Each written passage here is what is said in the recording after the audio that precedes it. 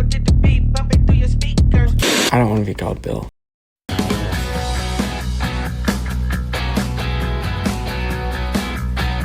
This isn't being recorded now. This is. No, it isn't. Yes, I have that recorded. We're gonna cut this out. But we are rolling right now. So. Oh, seriously? Yeah, well, you should have So put a lid on it. Okay. Shoo-wee. All right. Yeah. You want to do the introduction for today? No. We got a special guest with us on the Upper Roommates podcast, and that is Dr. Sandy Good.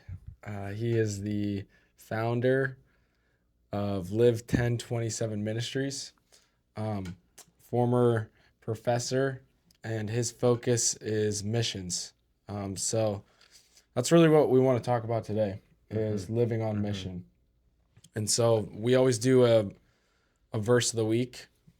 So I'm going to start us off with two verses from Matthew 28. It's the Great Commission. It says this: Then the 11 disciples went to Galilee, to the mountain where Jesus had told them to go. When they saw him, they worshipped him, but some doubted. Then Jesus came to them and said, All authority in heaven and on earth has been given to me.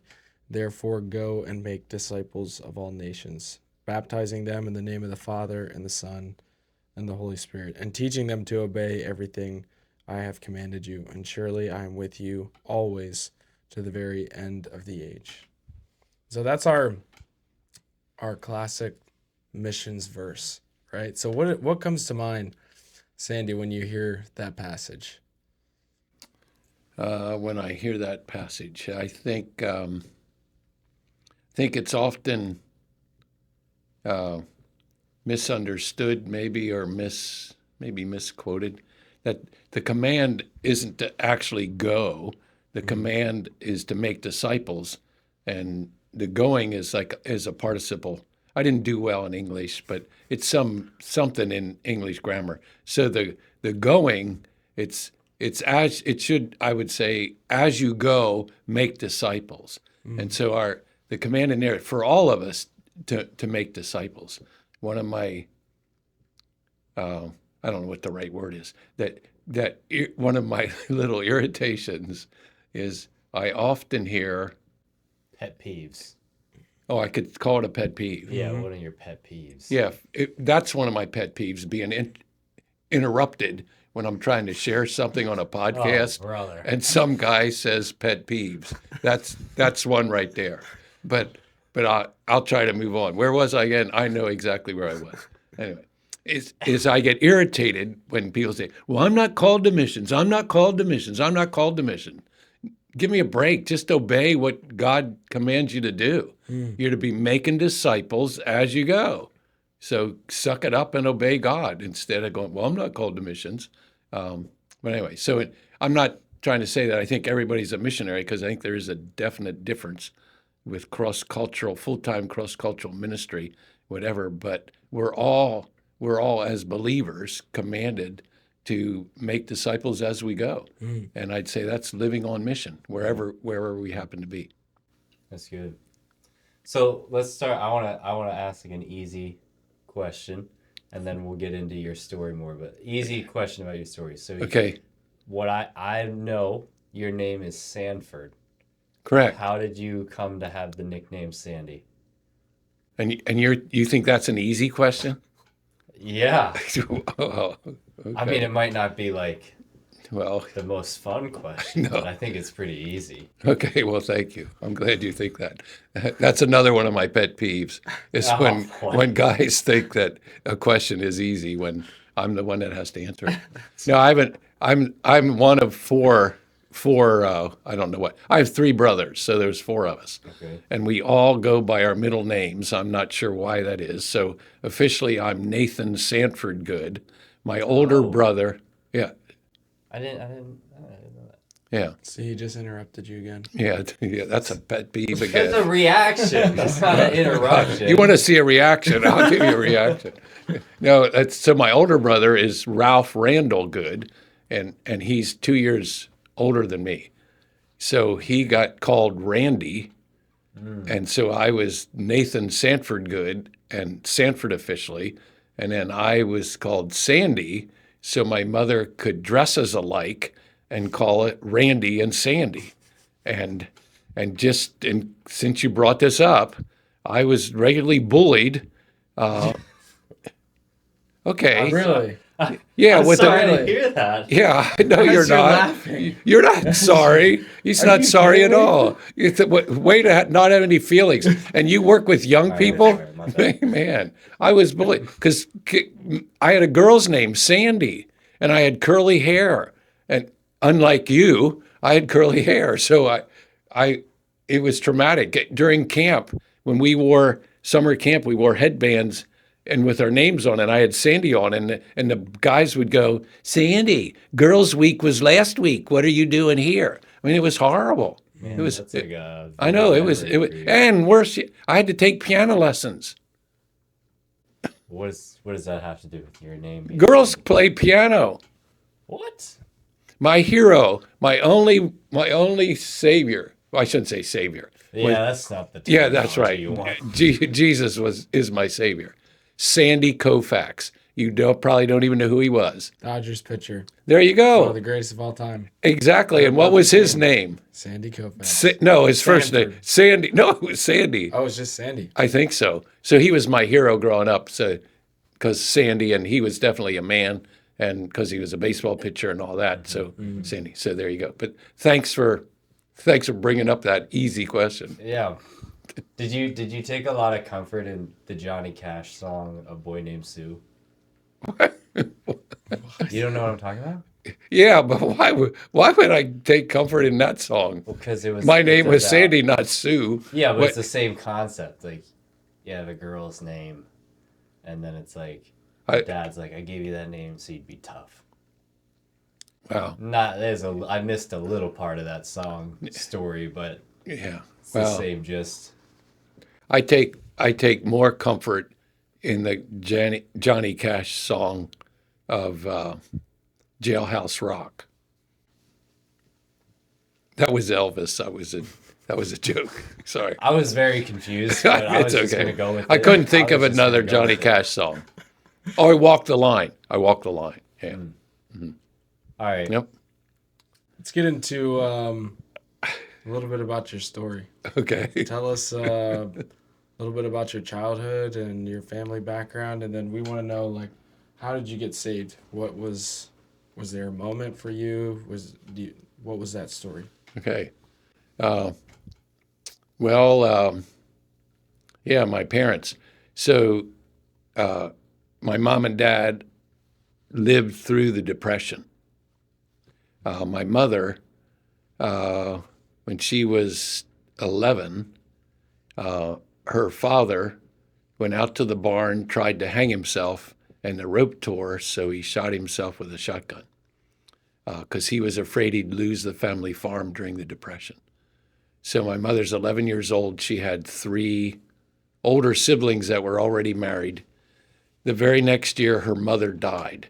From what my mother would say, she thinks her mother died of a broken heart because of her father and because of the Depression and all that was going on.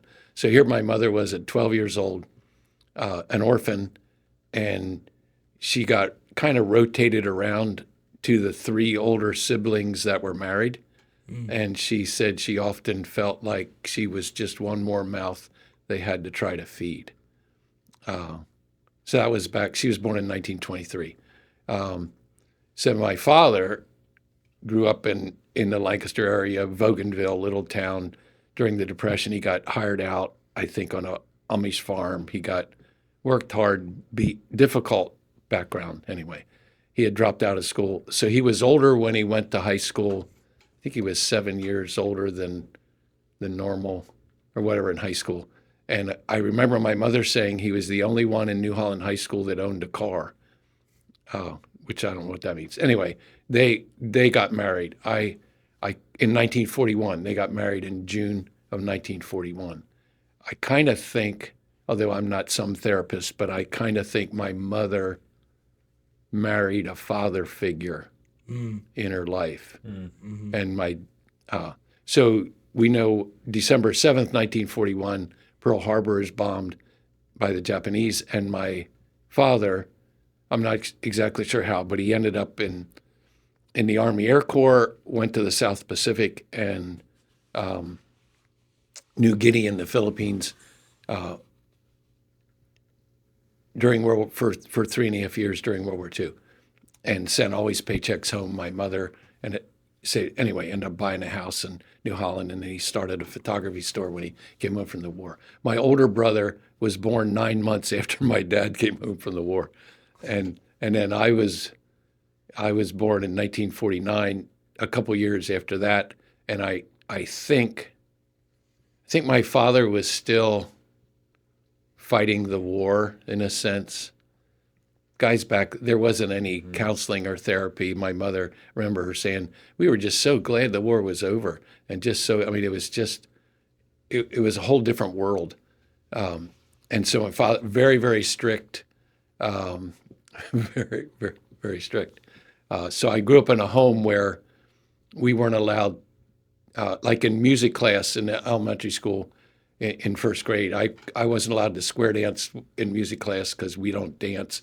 So I would sit, I had a note from my dad. Anyway, we sat, we weren't Amish or Mennonite, but it seemed like it sometimes in some ways. I couldn't go with our second grade class to the local New Holland movie theater to see a Mickey Mouse movie because we didn't go to movies. My older brother, when he was 12, was given a deck of playing cards for his birthday by a boy in his class, and my dad burned them because, and anyway, so rather strict that way. My mother taught a Good News Club in the New Holland Bank building, in the basement of the New Holland Bank. And when I was 8 years old, so we always attended that. My brother and I were required to read a chapter of the Bible. Chapter of the Bible, of course, in King James, and a Schofield Reference Bible in King James. Anyway, every night before we went to bed. So read the Bible a lot, but didn't really understand much of it. All those begats were confusing. We started in Genesis because, you start in the beginning, and whatever.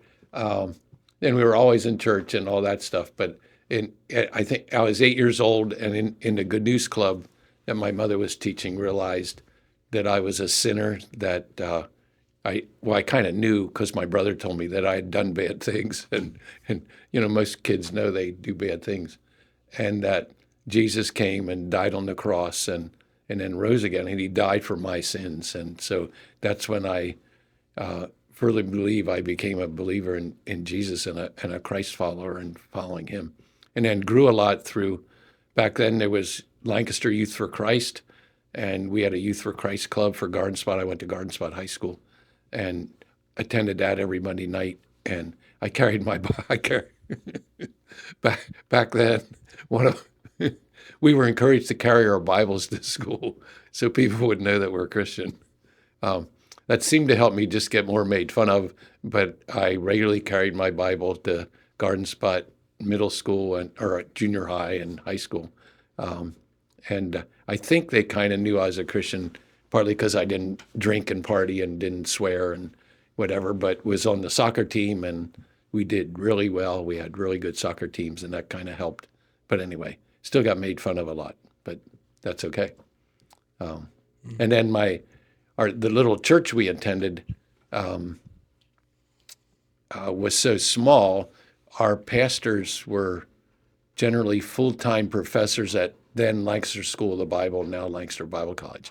And for some reason, the pastors I had in junior high and high school had been missionaries. So the main pastor, J. Herbert Kane, who is now with the Lord, but he had been a missionary in China, back with the China Inland Mission, back in the 30s and the 40s. And he was teaching missions at Lancaster School of the Bible. So I grew up in my middle school, high school years, hearing a lot of stories of God's work in China and mission stories and missionary stories. And that, I believe, is what God used to touch my heart for the world and go into missions. Does that make sense? Yeah. I'm old, so there's a lot more I could tell, but How young are you? Wow. 76. 76 And that's the number, young. and it's amazing. That's the same number of trombones that led the big parade. with 110 cornets close behind. You learn something new every day. That's from The Music Man, the famous musical. Everybody knows that. Sorry, I guess not. I don't know. No. I don't know. Wow. They just did it at New Covenant Christian School in Lebanon last year as their school musical. I went to Mount Calvary. Oh, well, that says a lot, I guess. Thank you. And where did you go? I went to Donegal. Whoa, My old green, school. green. Yeah. I don't think we played Donegal. I don't think Donegal had soccer when I was at Garden Spot. Doesn't matter. Probably different sizes. Because Garden Spot's a pretty big school, isn't it? I don't know. I graduated, 55 years ago, so I don't know. I kind of lost track. Yeah. I don't know. So God kind of put this like passion or interest for missions in your heart, and then where did that take you from high school? Well, I got all A's in math. I got all A's in math, which surprised all the girls in the class that thought I was an idiot because I kind of acted like I was, and got the highest grades. Highest grades. Back then, teachers would hand out the papers because students didn't have rights. Back then, you have rights. Students have rights now because we protested in the 60s. We burned our draft cards and our brassieres and protested for rights and all that. I didn't do any of that. But, so now teachers can't do that anymore because of privacy. But back then, so the kids were always shocked, like, Sandy got the highest grade. And I scored real high on all those tests or whatever things. So I just assumed I would go to college somewhere, major in math, and come back to Garden Spot and teach math and coach soccer there or something. I didn't really pray about it. I just assumed that. I only applied to one college, and I only applied there because there was a guidance counselor at Garden Spot who had graduated from that college. It was a Christian liberal arts college. They had really good soccer teams, and their soccer coach called and kind of recruited me, and so I applied, and that's where I went. Never. What school was that?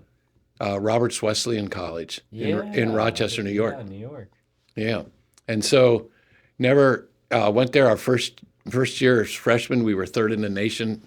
Well, I guess it's Division II now. It was D2. It was NAIA. So really had a lot of fun playing soccer. I was away from a very controlling father. First time I played cards was on the soccer bus. First time I went to a movie was a movie on campus. Living and I realized let's see which year, it doesn't really matter. My older brother Randy, he and his wife left for Africa.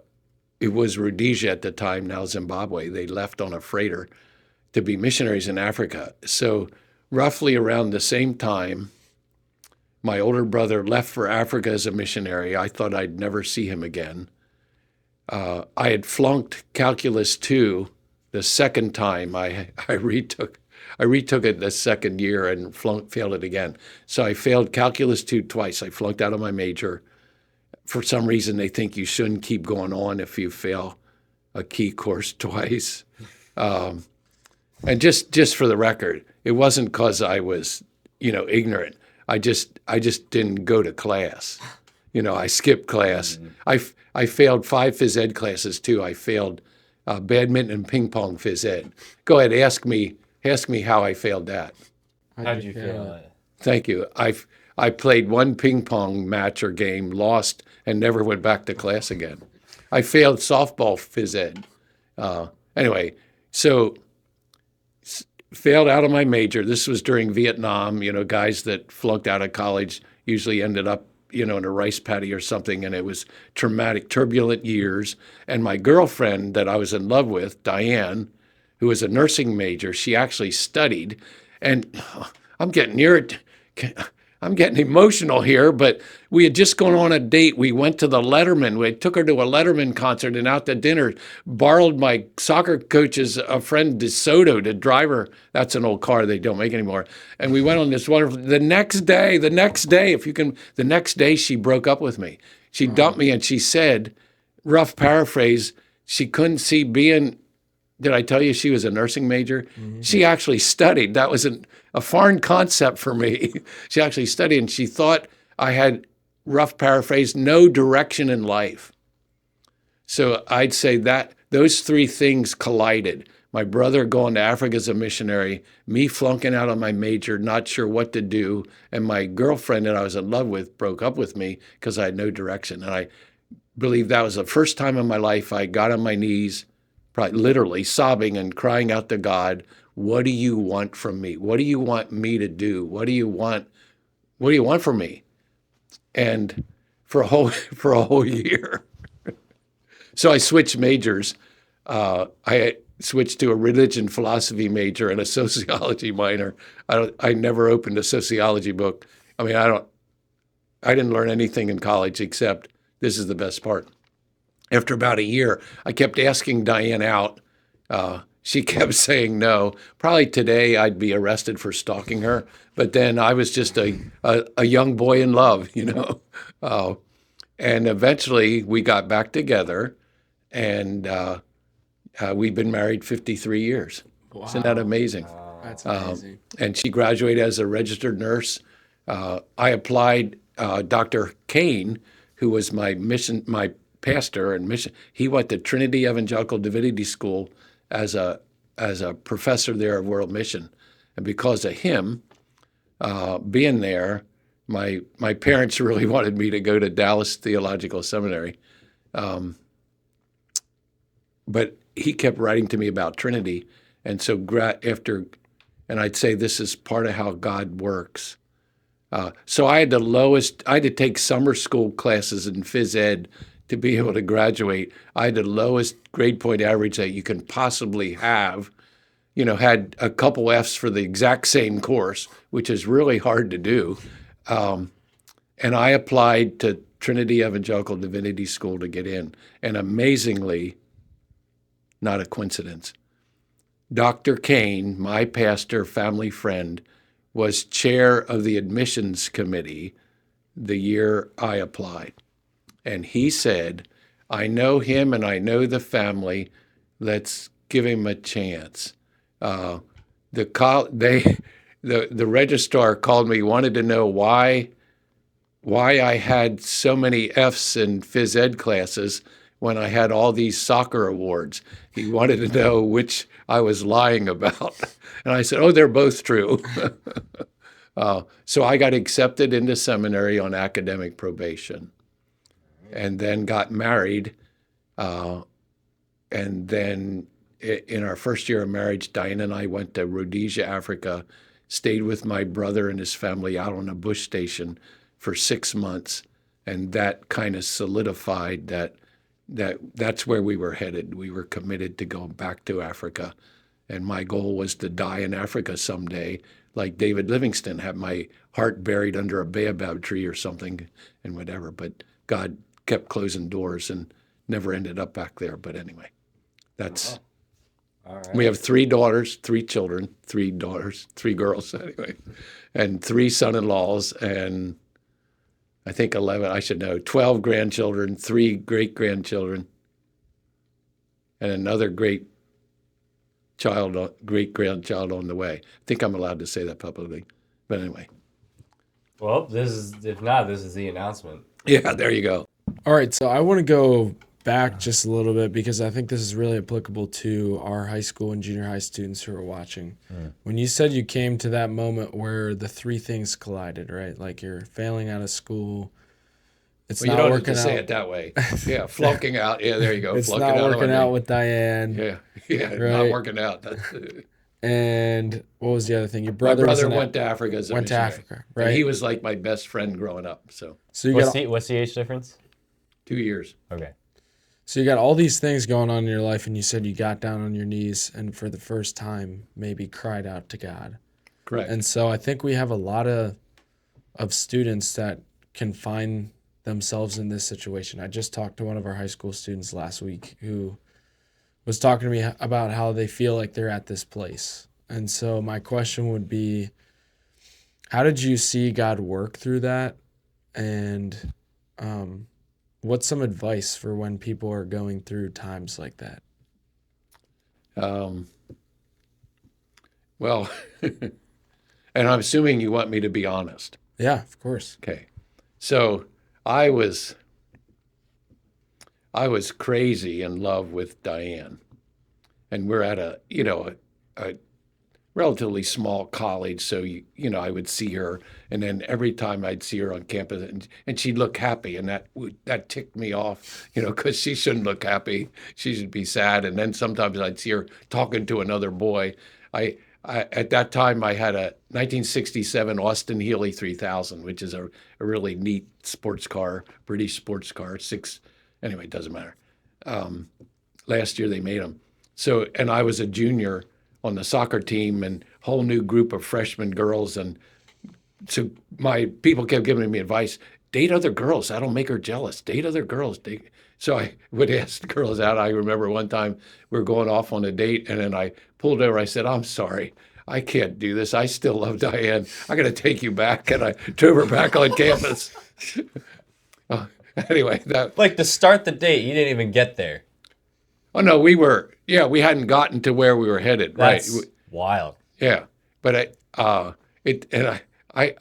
anyway. So and see, it should be a Bible verse, but this is what it was, and I don't know how I found it. Maybe in a Time magazine. It seems like I cut out a Jack Daniel's whiskey ad, and it said, "Nothing good happens fast." And I cut that out and stuck it on the wall in my dorm room, and see, it should have been a Bible verse, but it wasn't. It was that ad that And there's nothing. a lot of verses about waiting on the Lord. Yeah, I missed them. I did. Okay. But it was that ad, because you said you wanted me to be honest. Yeah. Yeah. That helped me hang in there. For And- Diane. Yes. Mm. Yeah, that was the point. And then when she came back, see, I would like to say she came crawling back. That's not true. We got back together and talked about it and tried to, and that, I was going to say sobered me up, but it wasn't like alcohol sobering. It helped me get serious, like, yeah, and that crying out to God, like, what do you want me to do with my life, and trying to figure out what we're going to do. And my brother kept writing letters. Well, back then there were air forms. Anyway, letters before the internet or anything from Africa. So I kept hearing about what he was doing there, and he kept inviting me to come. And that's, I forget if I'm answering the question. It was,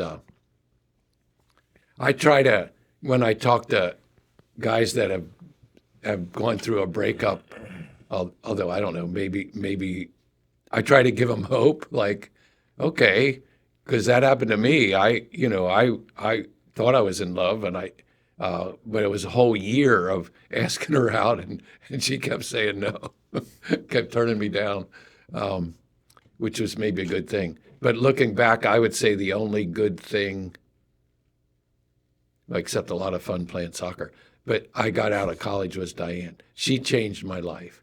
God used her. So the first time I read books, the first time I studied, I would give book reports on books that I hadn't even read. I'm not sure how you do that, but so going to seminary. Plus, wasn't math. It was God's word. That I got serious about reading and studying, and had this wonderful wife who was a nurse who encouraged me, and I started actually doing very well academically. But anyway, so part of the advice I would say is God knows way better than you do or that I do, and to keep trusting Him. And I was going to say follow your heart. I don't know if I'd say that, but yeah, and just maybe He's sparing. Maybe the breakup is part of His good plan that you never should have been together anyway. But that's how it worked for me. So what is, you're going to be our men's retreat speaker here next week. Are you serious? Yeah. It's next week already? Yeah. Well, why didn't... You should probably start preparing. Yeah, why didn't somebody tell me? That's So how do what you- I'm doing. That's yeah. Oh, I'm telling I'm you. sorry. Yeah. Yeah, didn't mean to snap at you. Yeah, I guess you are telling me. Yeah. So do you Calm know down. what? Do you know what the topic is, or you said I should prepare? No, Okay. no. Okay, I know what it is. Oh, good, good. It's living on mission, All right. where you live, work, and play. Okay. What does that mean? I don't have a clue. I haven't started preparing yet, so I'll let you know on the retreat. So, what is something that all the men that are going to come to that retreat need to know about Sandy? Or what's something they should know about you? They should know about me. Be honest. I'm Okay. kidding. I'm just messing with you. Okay, so I should lie. No. Okay. I can you figure do you like him? Some days, Some days. Yeah. Okay. Yeah. most days. Okay, most days. Yeah, I understood. 100% of the days. Yeah, 100% of the days. What should they know about me? I think I misunderstood. I think sometimes people say, "Is he ever serious?" Yeah, I cry all the time. I love God with all my heart, and I'm probably start crying now, but I'm glad I have these sunglasses on. Yeah, then it Yeah, hides it. nobody, yeah, because real men don't cry. That's not true. Jesus cried. He was a real man. So let's see. I am passionate about reaching this lost world for Christ. The more I've traveled, the more I've been. So I've been on 90-some short-term missions trips, all kinds of places. The more I travel the more convinced I am that the Bible is God's word, that Jesus Christ is the only way to heaven, and that all these other belief systems out there are wrong, and not just wrong, but it's not just to try to get your sins forgiven, but to get into heaven. But God, the creator, the designer, knows exactly how this life should be lived, and living it, pursuing other pathways other than what he outlines in the owner's manual of God's word, which kind of makes sense, that he would know how it would best work.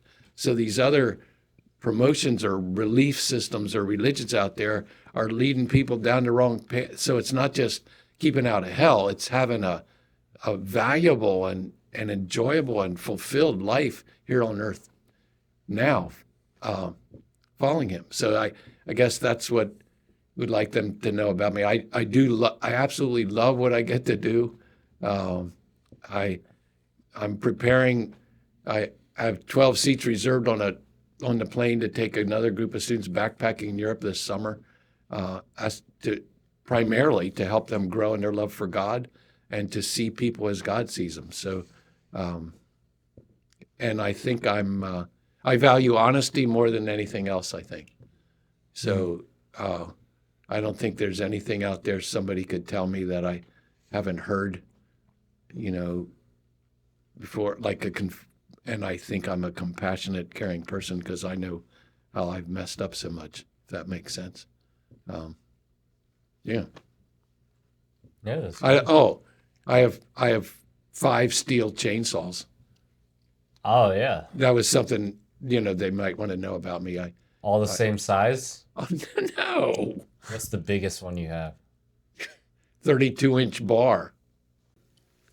Is it the what? There's like the 500. Oh, it's an MS 491. Okay, yeah. And then I have that has a 25-inch bar too, and then I have another one with a 20-inch bar, and then a 16-inch bar, and a little tiny 14-inch. And I have a Husqvarna with a 14-inch bar too. I cut a lot of wood, sell firewood. The guys sort of know that. Pastor Jim sells firewood. Yeah, mine's better. Competition. Pastor Jim went. Why should someone think he buy went- your firewood over Pastor Jim's firewood? How much does he charge? I don't know. No idea. That's a I'm great- cheaper. No, I don't know. They can buy his firewood. That's just fine. I don't want to be in competition. But you'll stack I their like firewood. Pastor. I do stack for $50 extra. I Yeah. stack it. Yeah, but anyway, Also, I have a lot of guns and knives as well, No. in case the men want to know that. Oh, and in Africa, I shot at Cape Buffalo with a 404 rifle. Wow. I also shot an elephant, which doesn't. It was a female, so it didn't really matter. No, I should. I did shoot Wait, what? I did shoot an elephant, but it was all legal, and it was a long time ago, and all the meat was kept, and say we gave it to Africans, and Why did you like? Is it like are like male elephants like you're not allowed to kill male elephants? no, you can't. I was trying to make fun because I was kind of. It was just a joke. I apologize. You probably can't tell because of the sunglasses. So see, I You're right, I have the you're right. thigh bone, the femur bone, the thigh bone to that female elephant, and I would have it in my office at Lancaster Bible College, and then girls would come in and what's that? I said, oh, that's to a elephant I shot in Africa. You shot an elephant? How could you do that? And then I go, it didn't matter. It's just a female, so who cares? See, then they'd get more upset, and I said. Then I'd go, yeah, but the little baby was there just trumpeting and crying. And so then we had to shoot that too then. But that's not true. There wasn't a little baby. I was just messing with them. But it didn't matter because it was all legal, and the government would have come in and shot them anyway, and they would have just rotted away because the land couldn't support. They didn't have enough vegetation, if that makes sense, because of whatever. So we Yeah. butchered it all. It all went to Africans for meat for them. Did you eat any? Yeah. What's elephant taste like? Chicken. I don't know. We ate on the hunting trip. We ate. Sorry. I had a lot of diarrhea. My brother believed that so we slept in tents. Eat what you kill? Yeah, we slept in tents along the Zambezi River. Had to keep fires going at night to keep all the wild animals away and out from all the meat that was hanging up around. And so every meal we ate the liver and other thing of whatever animals we shot that day. So I had elephant liver, and It's probably good for you. yeah, I'm sure it is. I'm being serious. Yeah, I'm sure it is. It rather large, large Did you livers. eat the buffalo? Oh yeah.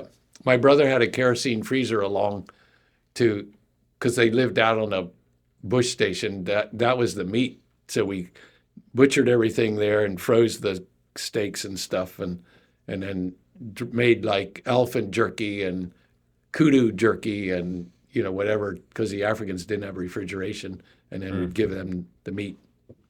Anyway, that makes sense. Yeah. So got chased up trees by rhinos, and the guy should know that. Had to climb a tree so a rhino wouldn't charge. I mean, it did charge, but Was it like waiting at the bottom for you? no, it just went well, not flying. They can't turn very well, so they just charge in a straight line. And So if you're ever getting charged by a rhino, you just need to wait, move just wait. perpendicular. I don't know what that means. Up and down. No, No, Nothing right. horizontal. perpendicular is like the right angle. Oh yeah, or jump out of the way. Yeah, Yes, yeah, like that. Yeah. yeah. Okay, Basically. yeah. Jump out of the way is way better way to put it than move perpendicular. Thank you. Yeah. Thank you. Thank you. Finally. Thank you, Mr. Yeti. Of course. Good job. I like him. Yeah. This So is too much fun. tell us about 1027 Ministries that you started. Well, when we left Lancaster Bible College, I'm trying to figure out, what I should do with my life. We thought of moving to Turkey and working in Turkey. I've been to Turkey a whole lot of times, and one of my favorite places. All 7 churches in Revelation are in Turkey, and yet today it's like 99% Muslim, and I cry a lot in Turkey. But so we thought of going there, but who wants a missionary with 11 stents, and how's that all going to work and whatever. And then our oldest daughter said, Dad, why don't you start your own ministry and do what you love to do? And think, okay, start my own ministry. What, call it Sandy Good Ministries? People make fun of me. They'll think it's a woman's Bible study or something. And what, be a missionary? And I said, then people have to give money. How do we, and then she gave me a lecture. She said, Dad, why don't you just start trusting God for once in your life like you tell other people to? Can you, a daughter telling me that? So that's what inspired us, I guess, to start our own ministry and then trying to figure out what to call it. And my wife, Diane, Luke 10:27 and 28 is where Jesus said the first and second great commandment: Thou shalt love the Lord your God with all your heart and with all your soul, with all your mind and all your strength. And the second is like unto it: love your neighbor as yourself. So that's really what our ministry is all about. How do we help students? I speak in Christian school chapels, and because I'd been doing that when I was at Lancaster Bible College, so then there were a lot of schools that I had contact with, so I just kept going back to them, speaking in Christian school chapels and maybe youth retreats or whatever, and taking students on missions trips, because I was doing that at Lancaster Bible College when I was head of the missions department. So on the trips, primarily and in chapels, focus on how do you get Christian students, primarily in Christian schools, to grow in their love for God, and out of that love for God, see people as God sees them, and to try to, I guess, in some ways, so I'm in a lot of Christian school chapels, and I would say, broad generalization, but try to stir up overfed, apathetic American Christian teenagers who maybe sometimes feel entitled, and they've heard Bibles, I would say. So I was at Lancaster Bible College 30 some years, so I sat in a lot of chapels. I never wanted to be a boring chapel speaker. So I think most Christian schools have enough of them. So I'm not, that sounds critical maybe. So I don't think anybody's ever accused me of being boring, and maybe not the typical chapel speaker. I don't think I So was. what makes you not boring? I tell stupid stories. In middle school chapels, I talk about diarrhea. I had diarrhea in 28 countries. I mean, name somebody else that can say that. I mean, and so some middle school chapels, I get a standing ovation from the 7th grade boys, and they say, "Well, here comes Mr. Diarrhea Man," but You're not the Rocket Man. You're the Diarrhea Man. there you go. And And he's a rocket man in some ways. project. No, sorry. Yes. So, but that's just, and I tell a lot of stories. I have, because of being on so many short-term trips all over the world, and I've seen God do so much. I usually, and I know another famous, relatively famous person, Jesus, who told a lot of stories and told parables. So that was part of what I got criticized when I was at the Bible College. I wasn't a scholarly professor, but I don't see the point of memorizing a bunch of stuff to vomit it back on a test and not have your life changed. So I'm telling stories, and hopefully so they'll listen and hear, and I always have a handout with scripture verses and other things that they can take with them, and then try to stay in their life, get their name and address, write postcards to them. I write a lot of postcards, and I follow a lot of on Instagram, primarily now, young people that talk and share and to be in their life, if that somehow makes sense. But I forget how that was about a little bit about the ministry and how we started it. Yeah, and I absolutely love what I get to do. Can hardly wait for this upcoming backpacking trip, just to see God. And I don't let anybody take their cell phones on the trip. So that's been wonderful to see how that affects high school. So it's mostly high school and college kids. Last year there were 2 girls on the team that were 16, and I realized that I'm 60 years older than them. And they've never had life without cell phones. When I first started doing trips in Europe, there weren't any cell phones. There wasn't any internet. I had to try to find a payphone to call back to let that we got there all right. It was a whole different world. So it's fun to me to walk around and how are we going to find how to get there? We don't have our GPSs. Well, talk to somebody, so that I send them out to talk to people, and we sit in a plot and look at people and see people and interact with people, and we have survey cards, and they have to ask people questions. And I think for many, it's maybe first time is too strong, but the first time in their life they had a face-to-face conversation with a real live person that they didn't know. They weren't texting them. They actually saw them and listened to them and asked them questions and heard them say that they really don't care what's going to happen to them when they die. They'll just go have fun and party. And they come back afterwards and say, that's sad. It's sad to meet people. Anyway, it's been really, really good, I would say, to see God just use that, not having their cell phone and forcing them to talk to people. That sounds bad, but to just interact. yeah, Yeah. exactly, with a real To live person unplug from in some other country. Yeah. And then we often, we'll go past, every city in Europe has cathedrals and big churches, and walk past, the doors open. I walk in and said, let's come in here. Why don't you take the next hour, 2 hours, and spend alone time with God in this cathedral? Sit in a bench, watch people, observe them come in and kiss statues of Mary or light candles, just observe and spend alone time with God and pray and go through your devotional guide and then come back. And we do that every day. And we don't take time to do that here, No.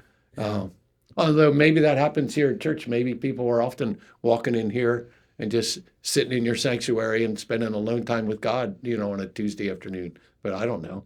But anyway, yeah, I love it. I love what I get to do, and the ministry. I do get a salary. I'm humbled by people who donate money and give money so we can do what we do. So how many trips do you guys take a year? And if one of our students listening would want to get connected with one of your trips, how can they do that?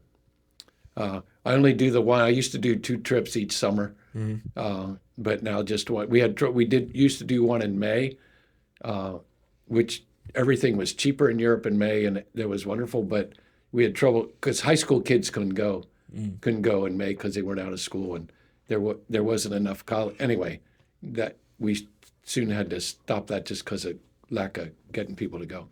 So now just the one in July. It's usually the last week in July and the first week in August, roughly. Okay. They can just contact me. We have what do we have? We have an Instagram, Live 1027 Ministries, a Facebook page, and a Instagram. We do have a website, but it's like 47 years old.